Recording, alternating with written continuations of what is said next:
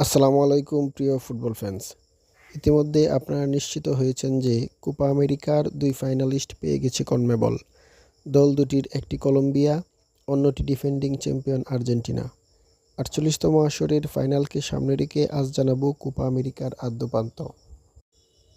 Copa America যাত্রা শুরু করে ১৯১৬ সালে। ১৯১৬ থেকে ১৯৬৭ সাল পর্যন্ত দক্ষিণ আমেরিকান চ্যাম্পিয়নশিপ নামে পরিচিত ছিল। পরে ১৯৭৫ সাল থেকে বর্তমান কোপা আমেরিকা নাম ধারণ করে আছে। কোপা আমেরিকার আয়োজনে থাকে নিয়ন্ত্রক সংস্থা কনমেবল। অংশগ্রহণকারী দল ১৬টি। বর্তমান চ্যাম্পিয়ন আর্জেন্টিনা। সর্বাধিক চ্যাম্পিয়ন আর্জেন্টিনা এবং উরুগুয়ে। উভয়েই ১৫ বার করে শিরোপা গড়ে তুলেছে। চলতি আসর বাদে সর্বাধিক ফাইনাল খেলা দল আর্জেন্টিনা।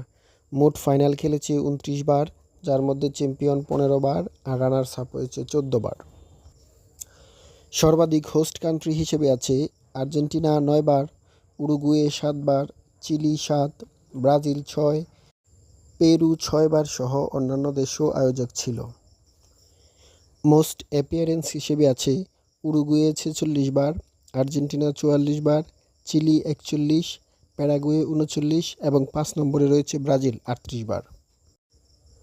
কোপার ১৯১৬ সালের প্রথম আসরে চ্যাম্পিয়ন হয় উরুগুয়ে। চ্যাম্পিয়ন হওয়া দলগুলোর মধ্যে আর্জেন্টিনা ১৫ বার, উরুগুয়ে ১৫ বার, ব্রাজিল ৯ বার, প্যারাগুয়ে ২ বার, চিলি ২ বার, পেরু ২ বার, বলিভিয়া ১ বার এবং বর্তমান ফাইনালিস্ট কলম্বিয়া ১ বার চ্যাম্পিয়ন হয়। টুর্নামেন্টের অ্যাওয়ার্ডগুলোর মধ্যে রয়েছে best player award, top goal scorer, best goalkeeper, combined best team এবং ফেয়ার প্লে অ্যাওয়ার্ড।